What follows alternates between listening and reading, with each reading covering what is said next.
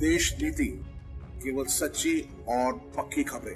देश नीति में दोस्तों आपका स्वागत है। मैं हूं आपके साथ राशिद जहीर। जैसा कि आप सभी जानते हैं और पूरा देश भी जानता है कि 22 जनवरी को अयोध्या में प्रधानमंत्री नरेंद्र मोदी खुद प्राण प्रतिष्ठा समारोह में शामिल होने जा रहे हैं और पूरे देश में किस तरह की तैयारी है ये मैं आपको बारहा बता चुका। एक नया फरमान जारी हुआ आरएसएस की तरफ से। आरएसएस के अंदर एक मुस्लिम विंग भी है जिसको इंद्रेश साहब चलाते हैं, राष्ट्रीय मुस्लिम मंच का रहनुमा इंद्रेश कुमार। उनका कुछ बयान आया है और उन्होंने कहा कि 22 जनवरी को जब अयोध्या में पूरा देश प्राण प्रतिष्ठा का समारोह का आनंद ले रहा होगा, उस समय देश की तमाम मस्जिदें, तमाम मदरसों से श्री रामचंद्र जी का जाप होना चाहिए, आह्वान किया है। और कहा 22 तारीख के बाद जो है मुस्लिम समाज के लोग सड़कों पर निकल करके कहीं कहीं टाइम भी बताया उन्हें, संभव है तो मैं आपको उनका बयान भी सुनाऊंगा।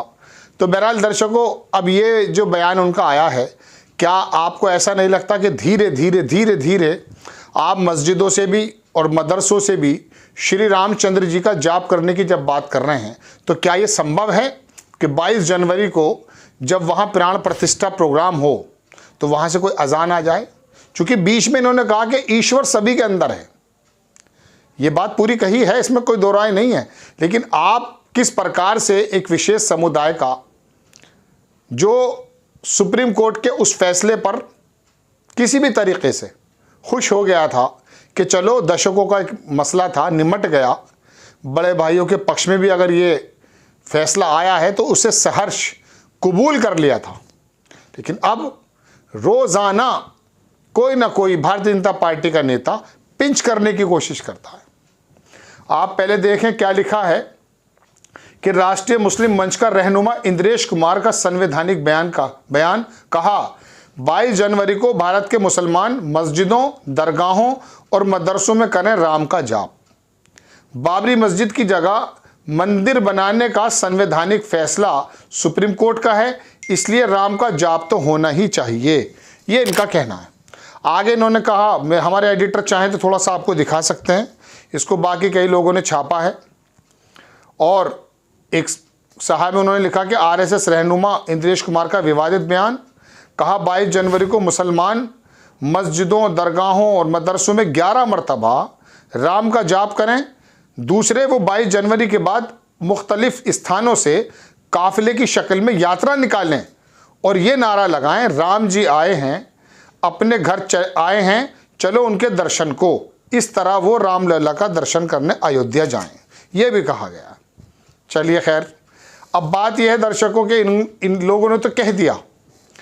इंद्रेश साहब जो हैं पहले से ही इस बात के लिए प्रयासरत हैं कि जिस तरह से राष्ट्रीय स्वयंसेवक संघ बना हुआ है, हालांकि इसके बहुत सारे नेता ये बात कह चुके हैं कि 80 और 85% लोगों को एक प्लेटफॉर्म पर लेकर आना है। मोहन भागवत खुद कह कर गए थे एक बार।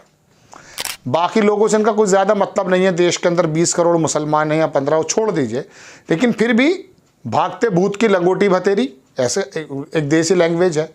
तो जहाँ मुस्लिमों का वोट मिल सकता है, मुस्लिमों को टीस किया जा सकता है, इनका उत्पीड़न किया जा सकता है, या इनका उत्पीड़न करके किसी तरह से अपना वोट बनाया जा सकता है, या फिर कुछ ज़मीर फरोश मुसलमानों के अंदर कुछ पद देकर, कुछ लालच देकर, कुछ पैसा देकर उनका वोट खरीद के उनकी कम्युनिटी को किसी प्रकार से कैश किया जा सकता है, इसकी कोशिश भी भारतीय जनता पार्टी लगातार करती है। मुस्लिम विंग जो है ये इसी का प्रारूप है। इसमें बहुत सारे ज़मीर फरोश कहते हैं ज़मीर बेचने वाले को, इस तरह के लोग शामिल हैं जो सत्ता से किसी तरह से कुछ हासिल करना चाहते हैं और वो इनकी चाटुकारिता करते हैं। हालांकि इनकी औकात क्या है ये पर्सनली मैं भी जानता हूँ। कई बार मेरा जाना हुआ भारतीय जनता पार्टी का जो पुराना वाला ऑफिस है दिल्ली में, उसके यहाँ, तो वहाँ पर जो ये अल्पसंख्यक के जो जुड़े हुए लोग हैं, ये इस कदर इनकी पोजीशन ख़राब है। मैंने देखा कि किस प्रकार से बड़े बड़े जैसे संबित पात्रा आए या कुछ एक दूसरे नेता आए, उनके साथ खड़े होकर कैसे फ़ोटो खिंचाते हैं, किस प्रकार से चाहते हैं कि महामहिम आपकी नज़रें हम पे डल जाएं। गोया कि इनके दिलों के अंदर भारतीय जनता पार्टी के उस कुकर्म, मैं कन्फर्म कह रहा हूँ, कुकर्म का कोई भी गिला नहीं है जिसके बारे में इनके नेता बराबर मंचों से कहते हैं कि हमने बाबरी मस्जिद को शहीद कर दिया था। या फिर मुसलमानों के खिलाफ, एक विशेष वर्ग के खिलाफ किस प्रकार से ये लोग मंच के माध्यम से कई बार जहर उगलते हुए देखे गए। रिजर्वेशन छीनना हो, उत्पीड़न करना हो, ये बाकायदा इनका एक प्रोग्राम का एक हिस्सा है। जब ये सफ़ेद पोश बनते हैं आकर के, कई लोगों का आरोप है, उस वक्त तो ये 140 करोड़ 125 करोड़ लोगों की बात करते हैं, लेकिन जब इनको एक बड़े वर्ग को साधना हो या उनको अपनी तरफ लेकर आना हो तो फिर ये क्या करते हैं। सुब्रमण्यम स्वामी जैसा नेता कहता कि हमें तो 85 और 15 की लड़ाई लड़नी है। योगी आदित्यनाथ जी कहते हैं 80 और 20 की बात करते हैं, और कई लोग तो कहते हैं इनकी वोटों की ज़रूरत भी नहीं है। और बाकी जो रेस्ट ऑफ 80% 85% लोग हैं, इनकी स्थिति भी मैं आपको बता देता हूँ, ये इनके साथ नहीं है। इसमें एक छोटा वर्ग है जो वाकई इस कदर, कई पत्रकारों के अनुरूप गोबर उनके दिमाग में भर दिया गया है, जो पूरी तरह से अंधभक्त बन चुके हैं, वो तो है। लेकिन बाकी जो तमाम लोग हैं, वो मायावती हो, ममता बनर्जी के साथ हों, अखिलेश यादव के साथ हों, राजभर के साथ हों, या बाकी उड़ीसा में पटनायक, बीजू पटनायक के लड़के हैं, वो क्या नाम उनका, उनके साथ हों, बाकी तमाम लोग हैं जो मुस्लिम नहीं हैं, लेकिन वो इनकी जो पूरी की पूरी, मैं कह सकता हूँ कि पृष्ठभूमि है, इनकी जो मानसिक, जो पूरी की पूरी सोच है, उसके विपरीत है। वो उसके अलग राजनीति करते हैं। वो मुस्लिमों को भी, सिखों को भी, ईसाई को भी, हिंदू को भी साथ में लेकर चलने की बात करते हैं। देश की सबसे बड़ी पार्टी, सबसे लंबे समय तक शासन करने वाली पार्टी कांग्रेस का भी मत यही रहा है कि सब लोगों को साथ लेकर चलना है।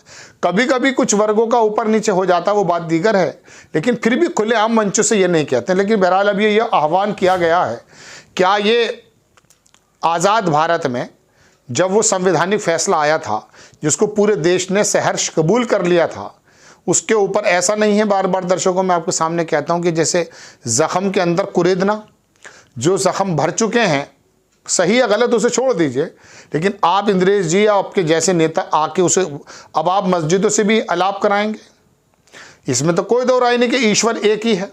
तो आप फिर एक काम ये भी कीजिए ना कि 22 जनवरी को प्राण प्रतिष्ठा प्रोग्राम में ईसाइयों की, सिखों की और मुस्लिमों की अजानें पढ़वा दीजिए। वहाँ पर संभव है, कर सकता है कोई, प्रपोजल दे सकता है कोई, नहीं हो सकता ना। तो फिर आप धर्मनिरपेक्ष बनते हुए, ईश्वर की आराधना करते हुए आप ये कैसे मशवरा दे सकते हैं कि मुस्लिम समाज के लोगों, जो मस्जिद आपसे सुप्रीम कोर्ट के माध्यम से हमने छीन ली है, हमने उसको वहाँ पर ढांचे को बर्बाद करने में और मस्जिद को गिराने में रोल अदा किया है, अब हम जब वहाँ पर रामलला लेकर आ रहे हैं, तो आप जो है वहाँ पर अपनी मस्जिदों में आप जो है रामलला का, जो राम का जाप कीजिए। ये बात सही है। और मौजूदा दौर में जो हालात हैं देश के, क्या उसमें आपको बिल्कुल एप्रोप्रिएट लगती है? क्या, कहाँ जा रहा है भारत? आपको खबर कैसी लगी अपनी राय कमेंट्स बॉक्स में ज़रूर दीजिए। चैनल को सब्सक्राइब कीजिए, शेयर कीजिए। नेक्स्ट टाइम मैं किसी खबर के साथ आता हूँ। जय हिंद।